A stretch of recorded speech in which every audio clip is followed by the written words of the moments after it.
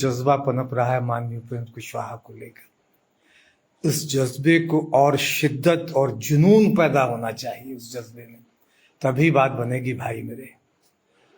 तभी कुछ जो सपना हम देख रहे हैं अपनी आंखों पे अपने में सजाया है सपना, वो सपना पूरा होगा मेरे भाई। नहीं तो सिर्फ जिंदाबाद के नारे ही लगाते रह जाएंगे। लोगों ने कहा कि आप भावुक हो गए थे बहुत। उन कई लोगों ने ये भी कहा कि आपकी बातें सुनकर मैं भी भावुक हो गया। अरे अपने नेता को लेकर आज भी भावुक नहीं होंगे हम तो फिर कब होंगे? हम तमाम लोगों को भावुक होना अपने नेता को लेकर, क्योंकि उनमें हमने उम्मीद देखी है, बिहार के लिए उम्मीद देखी है, देश के लिए उम्मीद देखी। उनमें वो हमारे लिए एक उपेंद्र कुशवाहा सिर्फ एक राष्ट्रीय लोक जनता दल के राष्ट्रीय अध्यक्ष नहीं है, उनमें हम तमाम लोग बिहार की एक बड़ी उम्मीद की तरह देख रहे हैं। और उस उम्मीद को अगर देखना है तो अपने सपने को मरने नहीं देना है, और सपने को मरने नहीं देना है तो उपेंद्र कुशवाहा के पीछे पूरी ताकत के साथ खड़ा हो जाना है। चाहे लोग कुछ भी कहें, हम लेकिन आग को आग ही कहेंगे और पानी को पानी के। घर अपना हो, घर की दीवारें अच्छी लगती हैं, और घर पराया हो, शीश महल हो, पराया घर पराया ही होता है। इस बात को अपने अंदर कहीं बैठा लेना होगा। क्योंकि माननीय उपेंद्र कुशवाहा जैसा सुलझा हुआ नेता बिहार में मुझे तो नहीं लगता है कि आज कोई है। भले ही कोई मुख्यमंत्री बन जाए, उप मुख्यमंत्री बन जाए, मंत्री बन जाए, लेकिन उनकी सोच, उनका नजरिया, उनका दृष्टिकोण तमाम नेताओं से अलग है। नहीं तो कौन नेता है जिसने सोचा था कि लॉकडाउन में भी हम सरकार के खिलाफ अपने अपने घरों में बैठ के धरना प्रदर्शन कर सकते हैं। और उनकी इस सोच और उनके इस नजरिए पे बाद में दूसरे दलों ने भी अपनाया और अपने घरों से ही सरकार के खिलाफ हल्ला बोला। और भी कई चीजें हैं। आज बहुत सारे लोग दवाई, सिंचाई, कमाई की बात कर रहे हैं। ये नारा तो चुराया लोगों ने बाद में उपेंद्र कुशवाहा से। उपेंद्र कुशवाहा ने दवाई, कमाई, सिंचाई, पढ़ाई, ये नारा दिया था। और बाकायदा इसके लिए हम लोगों ने एक योजना बनाई थी। जब राष्ट्रीय लोक समता पार्टी, दूसरे लोग आते हैं वाहवाही लेने के लिए, इन चीज़ों को चुरा के अपनी पीठ थपथपाते हैं, लेकिन चोरी की हुई राजनीति बहुत दूर तक नहीं जाती। कुछ बातें उपेंद्र कुशवाहा जी को लेकर, हो सकता है बहुत सारे लोगों ने बहुत सारी बातें कही। विलय को लेके भी तो पिछले 2 साल से बहुत बातें सुनी लोगों की, खास के कुशवाहा समाज की बातें। अगर ऐसा होता तो ठीक रहता, अगर ऐसा होता तो ठीक रहता। हो भाई, जो हो गया सो हो गया। इतिहास का वो अध्याय खत्म हो गया। हम फिर कह रहे हैं, राजगीर में भी मैंने कहा था कि हम इतिहास के मुहाने पे खड़े हो। इतिहास आपका दरवाजा खोलकर आपके स्वागत के लिए तैयार खड़ा है। बस आपको उस दरवाजे पे पार जाना है। उपेंद्र कुशवाहा के साथ कदम से कदम मिलाकर चलिए, देखिए एक नया इतिहास बनेगा। हाँ, ठीक थे कि कई फैसले हमने उस वक्त गलत लिए, लेकिन उस वक्त की मांग यही थी। वो फैसला हो सकता बाद में गलत साबित हुआ, लेकिन उस वक्त का वो फैसला, उस वक्त का किया गया फैसला वक्त की मांग थी। एक शेर याद आ रहा है कि अंधेरे मांगने आए थे, रोशनी की भी हम अपना घर न जलाते तो और क्या करते। उस वक्त हमने तो अपना घर जलाकर किसी दूर, यानी बिहार को रोशनी देने के लिए हम वहां गए थे, लेकिन क्या पता था कि हमारी रोशनी लेकर वो और अंधेरा कर देंगे बिहार में। इसलिए उस अंधेरे से निकालने के लिए बिहार को माननीय उपेंद्र कुशवाहा जी ने एक फैसला फिर लिया और राष्ट्रीय लोक जनता दल वजूद में आया। अब जरूरी है कि इसे मजबूत करें। जरूरी इसलिए भी है कि उपेंद्र कुशवाहा को मजबूत करेंगे तो पूरा कुशवाहा समाज मजबूत होगा। कुछ बातें पर जरूर करना चाहते हैं कि 2005 में उपेंद्र कुशवाहा जिसके साथ हुए, जिसका उन्होंने साथ, चाहे वो नीतीश कुमार हो, 2005 में साथ दिया, नीतीश जी मुख्यमंत्री बने। नीतीश जी का साथ छोड़ा 2005 के चुनाव के बाद बिहार में उपचुनाव हुआ और नीतीश कुमार की और उनका गठबंधन जो उस वक्त था बुरी तरह हारा। फिर मान मनोबल करके नीतीश कुमार जी उपेंद्र कुशवाहा जी को फिर से अपनी पार्टी में लेकर गए और 2010 में आप देखिए अद्भुत सफलता मिली। दोबारा मुख्यमंत्री बने नीतीश कुमार जी ने, उपेंद्र कुशवाहा जी साथ गए, मुख्यमंत्री फिर से बने। साथ छोड़ा, उपचुनाव में बुरी तरह हार। 2014 का चुनाव याद कीजिए, उपेंद्र कुशवाहा जी ने साथ छोड़ दिया था जदयू का, अपनी पार्टी राष्ट्रीय लोक समता पार्टी बनाई थी। कार्यकर्ताओं के मान सम्मान के लिए उन्होंने जदयू छोड़ा, राज्यसभा की सदस्यता छोड़ी। बहुत सारे लोग बहुत सारी बातें करते हैं, कोई त्याग करने वाला ऐसा नहीं था जो सत्ता का सुख छोड़कर सड़क पे संघर्ष के लिए तैयार हो। उपेंद्र कुशवाहा ने तो कई बार ये नजीर कायम किए, सत्ता में रहते हुए सत्ता से अलग हुए और आम लोगों, अवाम और कार्यकर्ताओं के हितों के लिए सड़क पर आए। 2014 की बात करें, 2013 में जब राष्ट्रीय लोक समता पार्टी बनी और 2014 के चुनाव से पहले जब भारतीय जनता पार्टी और जदयू का गठबंधन खत्म हो गया, भाजपा बिहार में अछूतों की तरह थी, कोई दल उसके साथ जाना नहीं चाह रहा था।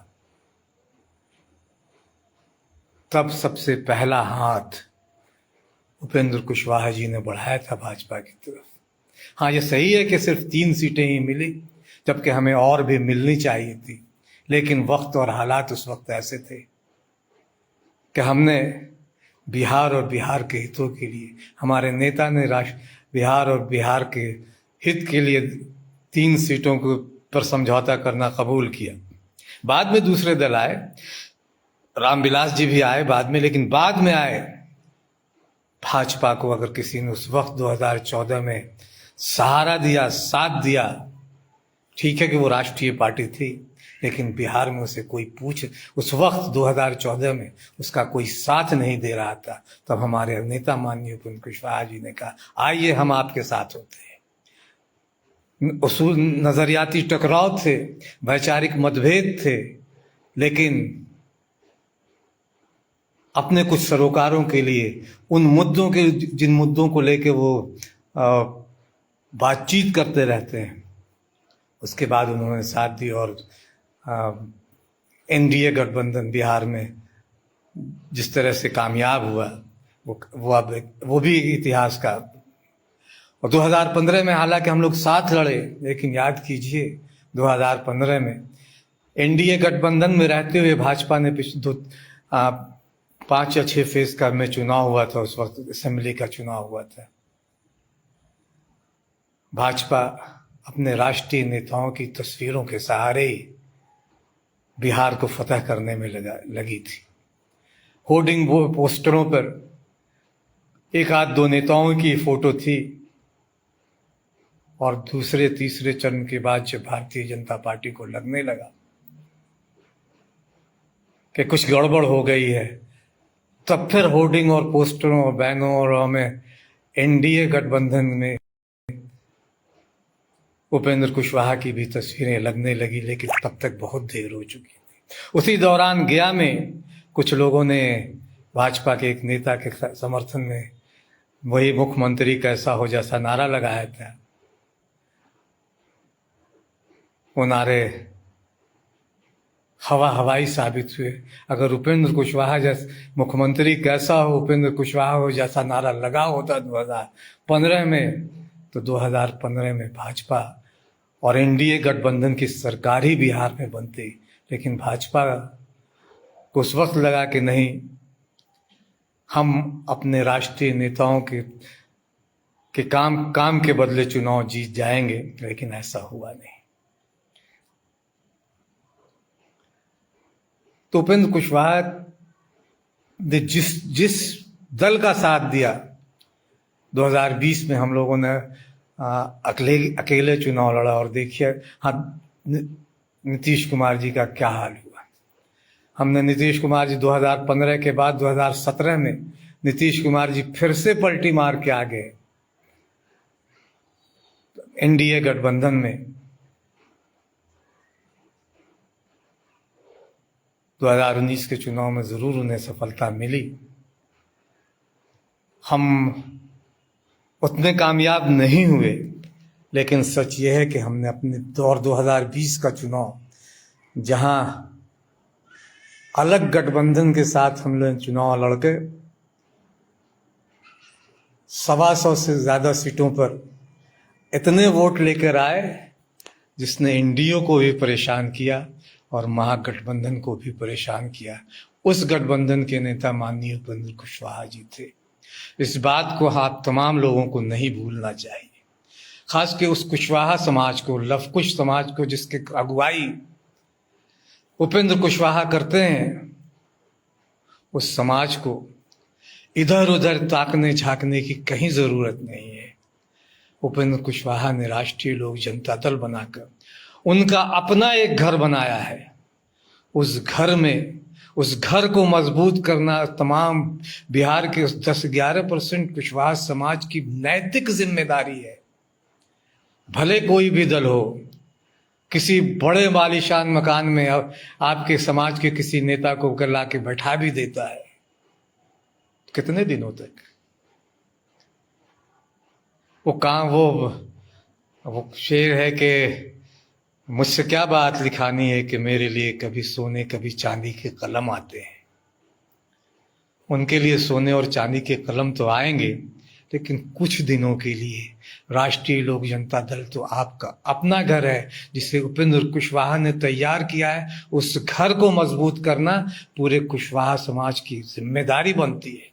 उस जिम्मेदारी को जो भी कुशवाहा समाज अगर थोड़ा भी कमजोर करता है तो वो इतिहास को कभी माफ नहीं करेगा। आने वाली नस्लें, खास के कुशवाहा समाज की आने वाली नस्लें उससे सवाल करेंगी कि एक अकेला नेता, एक अकेला आदमी जब सड़कों पर संघर्ष के लिए आपके समाज के लिए आगे आगे निकला था, तो आप उस वक्त उसका साथ देने के लिए क्यों नहीं था? क्यों नहीं उसके साथ कदम से कदम मिलाकर आखिरी वक्त तक चले और उसको उस मुकाम तक पहुंचाए जो इतिहास बनाने के करीब था? अपना घर होता है मेरे भाई, मेरे दोस्त। किराए का घर होता है। आज साहिब मसनद है, कल नहीं होंगे। किराएदार हैं, जाती मकान छोड़े ही है। दूसरे दलों में बोलने बतियाने के लिए भी आपको इजाजत लेनी पड़ेगी। इधर उधर की बात किया नहीं कि गए, वो है ना, वो गाड़ी पे लिखा होता है कि सटले तो गले बेटा। यहाँ तो अगर उपेंद्र कुशवाहा से हटले तो गले बेटा, एकदम मान के चलिए। हटे नहीं उनसे कि आपको समाज आपको कभी माफ नहीं करेगा। बार बार ये बातें कहते कि राजद की ताकत उसका समाज है।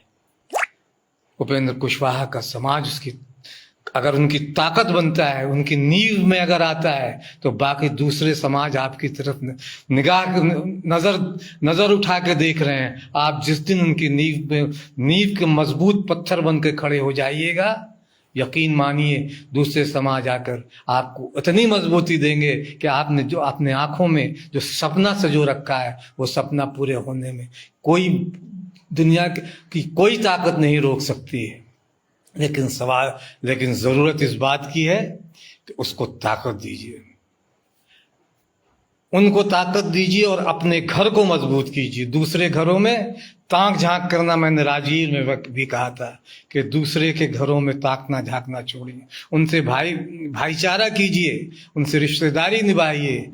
लेकिन जब नेता चुनने की बात हो, जब राजनीति की बात हो, तो वहाँ यही है कि उसूलों पर जब आँच आए तो टकराना जरूरी है, और जिंदा हो तो जिंदा नजर आना जरूरी है। वहाँ कहिए कि सियासत अलग, रिश्तेदारी अलग। सियासत में मेरा सिर्फ एक ही नेता है और वो है उपेंद्र कुशवाहा।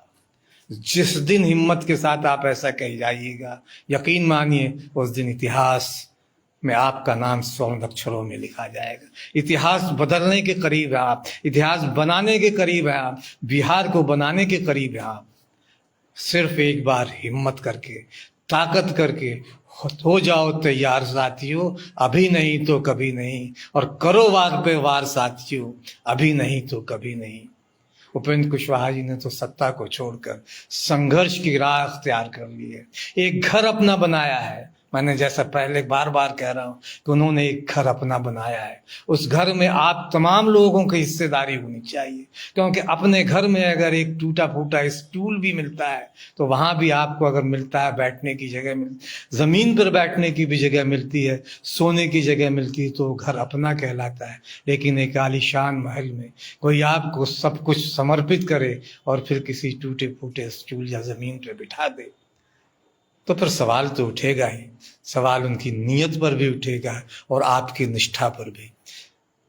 दूसरों के साथ तस्वीरें खिंचवाइए, उनके साथ मेल जोल कीजिए, लेकिन सियासत में फिर मैं कहता हूं कि जब बात आए तो उपेंद्र कुशवाहा ही होना चाहिए।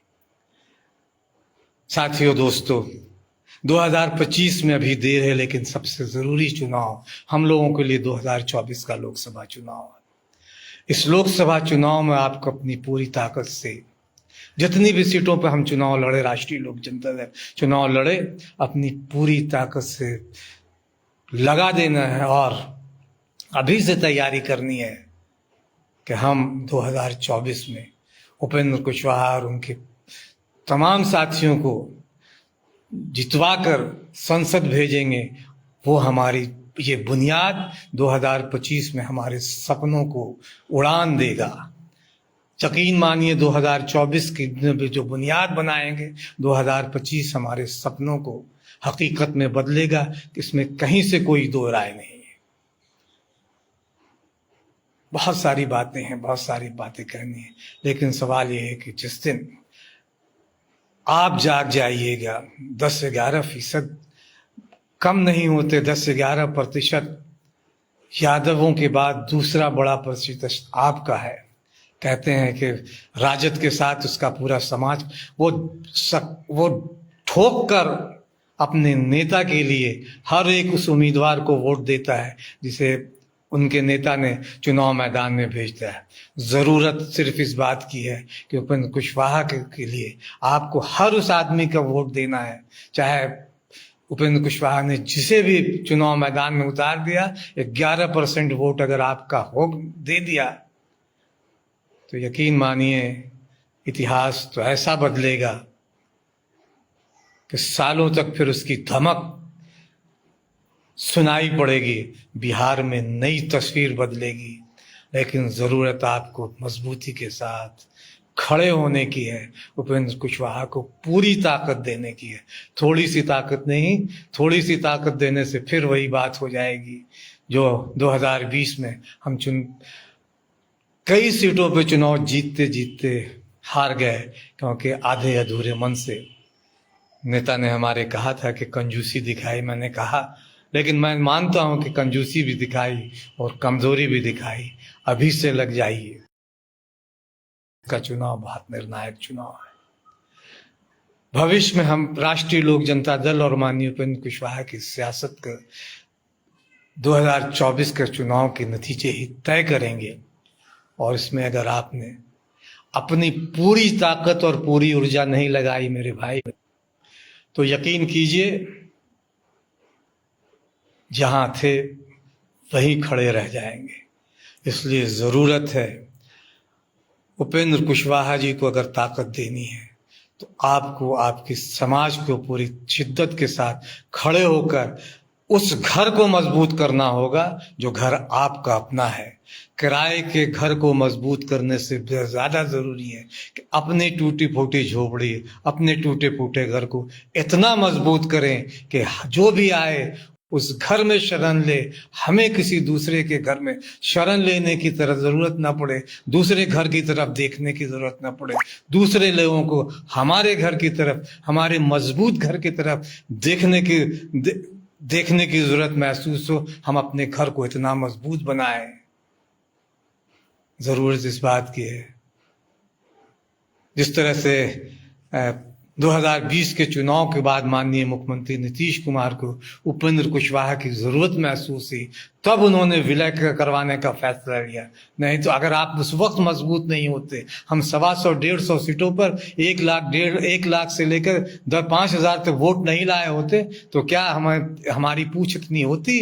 नीतीश कुमार जी हमारे नेता को उस वक्त उतना मान सम्मान देकर विलय के लिए तैयार करते? शायद नहीं करते। इसलिए ज़रूरत है कि आप मजबूती के साथ खड़े होइए। ज़रूरत इस बात की है कि 2024 के लिए अभी से तैयार हो जाइए, उस नींव को मजबूत करें और भविष्य 2025 की आने वाली सियासत को और शिद्दत के साथ, जुनून के साथ हम 2025 में उस सियासत को इतना आगे ले जाएं कि जो सपना हम तमाम लोगों की आंखों में पल रहा है, जो उम्मीद हम तमाम लोगों के धड़कनों में धड़क रहा है, उन्हें उसे एक मंजिल मिले। शेर है कि आज की रात बहुत गर्म हवा चलती है, आज की रात बहुत गर्म हवा चलती है, आज की रात न फुटपाथ पर नींद आएगी। सब उठो, मैं उठूं, तुम भी उठो, कोई खिड़की इस दीवार में खुल जाएगी। ज़रूरत ये है कि हम इतनी मजबूती के साथ खड़े हों कि दीवार में खिड़की खोल दें, ताज़ी हवाएं बिहार के लोगों को एक बेहतर विकल्प दे सकें। लेकिन ज़रूरत इस बात की है कि हम पूरी शिद्दत के साथ माननीय उपेंद्र कुशवाहा के साथ, ताकत के साथ खड़े हो जाएं और नसों को काट कर भी देखें तो वहाँ से सिर्फ एक ही लहू के बूंद में भी उपेंद्र कुशवाहा नजर आने चाहिए। तो गुटों को छोड़ दीजिए। कई वैचारिक मतभेद हमारे आपका हो सकता है, लेकिन जब हम बात करें लोगों से तो ये मान के चले कि हम सब उपेंद्र कुशवाहा हैं। और जिस दिन हम ये सोच लेंगे, उस दिन बिहार की तस्वीर भी बदलेगी, तकदीर